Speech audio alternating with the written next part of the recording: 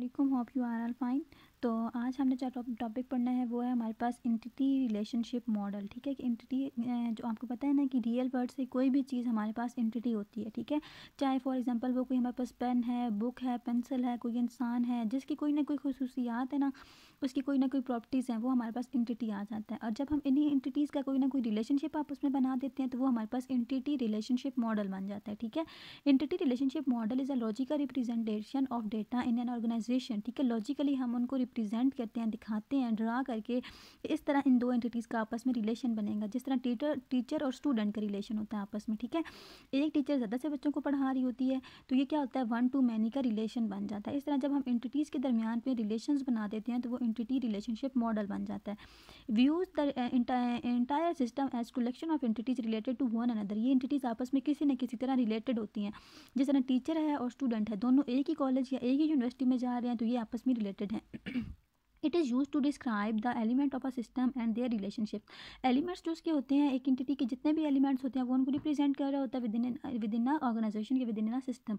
It was introduced by Peter Chen in 1976। 1976 में एक शख्स था जिसका नाम था पीटर चिन, उसने इसको बनाया था। अब आ जाते हैं इसके एडवांटेजेस। सबसे पहले कंसेप्चुअल सिंप्लिसिटी, कि आपका कंसेप्ट बिल्कुल सिंपल हो जाता है। बजाय इसके कि आपको कोई समझा रहा है, हाँ जी इस तरह एक टीचर होता है, वो स्टूडेंट होते हैं, इस तरह आपको एक्सप्लेन कर रहा है, उसके बजाय अगर वो आपको एंटिटी एक मॉडल बना के दिखा देता है ना, तो वो चीज़ आपके लिए सिंप्लीफाई हो जाती है। उसका कंसेप्ट जो है ना वो क्लियर हो जाता है आपको, क्योंकि आपको वो चीज़ नज़र आ रही होती है। कंसेप्चुअल सिंप्लिसिटी में अब हम पढ़ते हैं, E R model represent the conceptual of database along with entities and relationship in an easy way. Easy way होता है कि हमें बिल्कुल सामने चीज़ें नज़र आ रही होती हैं तो वो सिंपल हो जाता है हमारे पास। ठीक है, उसके बाद हमारे पास आ जाता है विजुअल रिप्रेजेंटेशन, कि विजुअली आपको नज़र आ रही है ना, दिख रही हैं चीज़ें, तो वो आपको रिप्रेजेंट जब देखें ना। अब अगर फॉर एग्जांपल कोई आपको बताता, आप सब छोटे थे कि इस तरह से कोई जहाज़ होता है तो वो उस पर बैठ के लोग जाते हैं, तो आपको समझ नहीं आनी थी। जब आप उस चीज़ को देख लेते हैं तो वो कंसेप्ट आपके दिमाग में बैठ जाता है। इसी वजह से तो बच्चों के प्रैक्टिकल्स वगैरह करवाए जाते हैं कि किस तरह से वो जब प्रैक्टिकल करते हैं तो उन्हें चीज़ें समझ आ जाती हैं। तो ये होता है विजुअल रिप्रेजेंटेशन। फिर आ जाता है इफेक्टिव कम्युनिकेशन टूल, कि इसके थ्रू हम लोग जब कम्युनिकेट कर रहे होते हैं ना, जब जिस तरह फॉर एग्जांपल आप इसमें पढ़ते हैं तो समझ आ जाएगा। The database designer can use ER model to get different views of data as seen by programmers, managers and user etc. ठीक है, कि उन सबको दिखा देता है, इस तरह से कम्युनिकेट कर देता है कि इस तरह की चीज़ बन के आपकी तैयार होगी, क्या आपको इस तरह की चीज़ चाहिए। अगर वो कहते हैं कि ठीक, तो वो उसको बना के दे देते हैं। यानी कि कम्युनिकेशन करना आसान होता है, बजाय इसके कि वो हवा में बातें करें, ना एक को क्लियर हो ना दूसरे को क्लियर हो। जब वो उसको बना के दिखा देते हैं तो अगले बंदे को भी बात क्लियर हो जाती है। Integrated with relational database model, हाँ ठीक है। अच्छा, ER model is well integrated, ये आपस में इंटीग्रेटेड होते हैं, आपस में कम्युनिकेटेड होते हैं, जुड़े हुए होते हैं। ठीक है, the integration makes relational database design a very structured programming. इससे हमारे पास ये एक स्ट्रक्चर में आ जाता है। जब दो चीज़ें आपस में इंटीग्रेट हो जाती हैं तो वो एक स्ट्रक्चर बनाती हैं। जिस तरह इंसान की बॉडी है, उसका एक स्ट्रक्चर है। ठीक है, उसका सबसे ऊपर हेड है, देन उसके शोल्डर, तो ये दोनों आपस में किसी तरह इंटीग्रेटेड है ना, जुड़े हुए हैं ना, तो ये क्या मिलके बना देते हैं, एक स्ट्रक्चर बना देते हैं। तो जब हमारे पास डिफरेंट जो ईआर के मॉडल्स होते हैं वो इंटीग्रेट हो जाते हैं तो हमारा डेटाबेस का भी एक मॉडल बन जाता है, एक अच्छा सा डिज़ाइन बन जाता है, जिसको हम लोग स्ट्रक्चर्ड प्रोग्रामिंग या स्ट्रक्चर्ड प्रोसेस बोलते हैं। फिर हमारे पास ईआर के डिफरेंट मॉडल्स के डिफरेंट एलिमेंट्स आ जाते हैं। पहला एलिमेंट हमारे पास आ जाता है एंटिटीज़। ठीक है, कि सबसे पहली चीज़ जो हमारे पास होगी वो क्या होगी, एक एंटिटी होगी। रियल वर्ड से कोई भी चीज़ उठा लें तो वो आपकी एंटिटी होगी, यानी कि पर्सन, प्लेस, थिंग, इवेंट और कुछ भी चीज़ आप रियल वर्ड से उठाते हैं जिसकी कोई ना कोई प्रॉपर्टीज़ हैं तो वो हमारे पास आ जाता है। जिस तरह यहाँ पे इसने बताया कि पर्सन है तो उसकी में कोई टीचर आ जाएगा, प्लेयर, डॉक्टर, प्लेस है तो कोई कंट्री और सिटी, ऑब्जेक्ट है तो व्हीकल, टॉय, फर्नीचर, ईटीसी। तो ये सारे हमारे पास आ जाते हैं एंटिटीज़, और एंटिटीज़ के आगे टाइप्स इसने बताई हैं। ठीक है, अब एंटिटी टाइप क्या होता है, ठीक है, कि किस तरह की हमारे पास एंटिटी है। The set of entities with same attribute is called entity type. कि जब एक एंटिटी के अंदर सेम टाइप्स की एंटिटीज़ आ जाती हैं तो वो क्या बनाती हैं, एंटिटी टाइप बनाती हैं। ठीक है, जिस तरह हमारे पास आ जाती है फॉर एग्जांपल कि जिस तरह हमारे पास स्टूडेंट्स आ जाते हैं। ठीक है, is a set of all student. अब एक स्टूडेंट की एंटिटी बना दिया, उसमें सारे स्टूडेंट आ गए। जिस तरह यहाँ पे टीचर की एंटिटी बनाई है तो उसमें सारे टीचर आ गए। तो ये जब बहुत सी एंटिटीज़ आपस में मिलकर जो चीज़ बनाती हैं जिनकी प्रॉपर्टीज सेम होती हैं, एक जैसी प्रॉपर्टीज हैं, जिस तरह टीचर्स हैं तो वो सारे ज़ाहिर एक अकेडमी में या एक इंस्टीट्यूशन में पढ़ा रहे होते हैं तो वो मिलकर एक मॉडल बना देते हैं, एक एंटिटी टाइप बना देते हैं।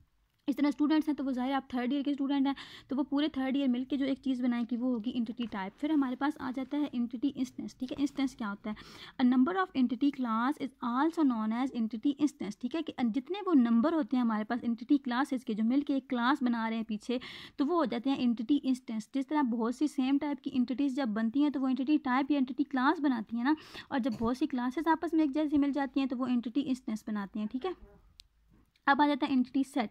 A set of all entities of a particular entity type is a database at a given point of time is called an entity set. कि क्या होता है, जब पार्टिकुलर एंटिटी टाइप हम बीच में से कोई निकाल लेते हैं ना, तो वो हमारे पास एंटिटी सेट होता है। जिस तरह आपने स्टूडेंट्स बनाए हुए हैं, बहुत से स्टूडेंट्स का ग्रुप बनाया हुआ है, उसमें आप सिर्फ बीच में से थर्ड ईयर का डेटा उठा लेते हैं, तो ये आपने एक एंटिटी सेट बीच में से उठा लिया है, ठीक है। उसके बाद आ जाते हैं हमारे पास attributes. The characteristic of an entity is called attribute. जिस तरह एक एट्रीब्यूट होते हैं, फॉर एग्जाम्पल एक स्टूडेंट है, उसका कोई ना कोई नाम है, उसका कोई ना कोई क्लास है, उसका एड्रेस है, तो ये सारी उसके आ जाएंगे एंटिटी के एट्रीब्यूट्स आ जाएंगे। फिर आ जाती है एट्रीब्यूट डोमेन। डोमेन मैंने आपको ये सारी चीज़ें पहले भी पढ़ाई हुई है, इसलिए सिर्फ मैं इसका ओवरव्यू दे रही हूँ कि एट्रीब्यूट हमारे पास कि डोमेन क्या आ जाती है कि वो एट्रीब्यूट कहाँ तक पॉसिबल वैल्यूज़ दे सकता है, ठीक है। कि जिस तरह अगर एक है हमारे पास, एक हमने बनाई हुई है, अरे बनाई हुई है, हमने उसमें बोला है कि सिर्फ 10 नंबर ही स्टोर हो सकते हैं, तो उसकी डोमेन क्या है 10, यानी कि 10 तक ही आप उसमें नंबर स्टोर करवा सकते हैं। आगे इसमें हमारे पास आ जाता है relationship. Relationship is a logical collection between different entities.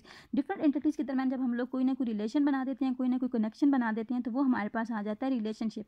The entities that participate in a relation is called participant. जो एक रिलेशन के अंदर पार्टिसिपेट कर रही होती हैं वो आ जाती हैं, उनके पार्टिसिपेंट्स आ जाते हैं, ठीक है। अ relation is called total if all entities of that entity set of a participant is in the relationship. अगर सारी एंटिटीज उसमें पार्टिसिपेट कर रही हैं तो उनको हम लोग बोलेंगे total. A relation is a card partial if some of the entities of the entity set में be participate in the relation. अगर कुछ एंटिटीज, थोड़ी सी एंटिटीज बीच में परफॉर्म कर रही हैं तो वो आ जाएगा पार्शियल। नीचे ER डायग्राम्स ये सारी मैंने आपको समझाई हुई है। String entity, weak, strong entity, कि जब हमारे पास बहुत स्ट्रॉन्ग एंटिटी आ जाती है तो ये ब्लॉक बनाते हैं, जब वीक एंटिटी आ जाएगी तो ये, और जब एसोसिएटिव एंटिटी आ जाएगी, एसोसिएटिव वो होती है जो किसी और से निकल के आई हुई होती है, उसकी प्रॉपर्टीज किसी और में भी होती हैं, तो वो आ जाती है एसोसिएटिव एंटिटी, ठीक है।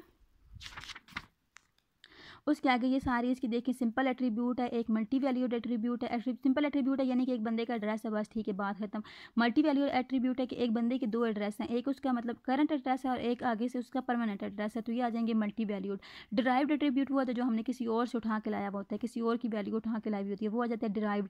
फिर आ जाता है सिंपल रिलेशन, जो सिंपल दो चीज़ों के दरमियान रिलेशन बन गया है, तो वो हम उसको इस तरह से रिप्रेजेंट करेंगे। उसके बाद हमारे पास जब आ जाता है आइडेंटिफाइंग रिलेशनशिप, जब हमने खुद उसको आइडेंटिफाई करना है कि इसमें कौन सा रिलेशन बन रहा है, तब हम ये लगाएंगे। फिर आ जाता है यूनिटरी रिलेशन, सिर्फ एक ही रिलेशन बन रहा है, उनमें कोई दूसरा रिलेशन नहीं है, यानी कि एक एंटिटी का अपने साथ ही कोई रिलेशन बन रहा है, तो ये आ जाएगा यूनिटरी रिलेशन। बाइनरी इस तरह के दो के दरमियान में रिलेशन बन जाता है। फिर आ जाता है रिलेशनशिप, इस तरह पूरा हम शो करवाते हैं। फिर आ जाता है मैंडेटरी वन, कि सिर्फ एक ही इसका रिलेशन है, तो ये इस तरह से शो करवाएंगे। अगर मैंडेटरी मैनी यानी कि वन और मैनी है तो इस तरह से शो करवाएंगे। ऑप्शनल वन यानी कि जीरो भी हो सकता है और वन भी हो सकता है, यानी कि एक बंदे की दुकान है, हो सकता है उसका जीरो भी, यानी कि एक भी चीज़ ना बिके, और हो सकता है उसकी कोई एक आध बिक जाए, इस तरह की चीज़ है, ठीक है। ऑप्शनल मैनी यानी कि हो सकता है उसकी एक भी ना बिके, हो सकता है सारी बिक जाए, तो 1 to many का रिलेशन बन जाएगा। उसके बाद एट्रीब्यूट्स की टाइप्स ये हम कल इंशाल्लाह रीड करेंगे।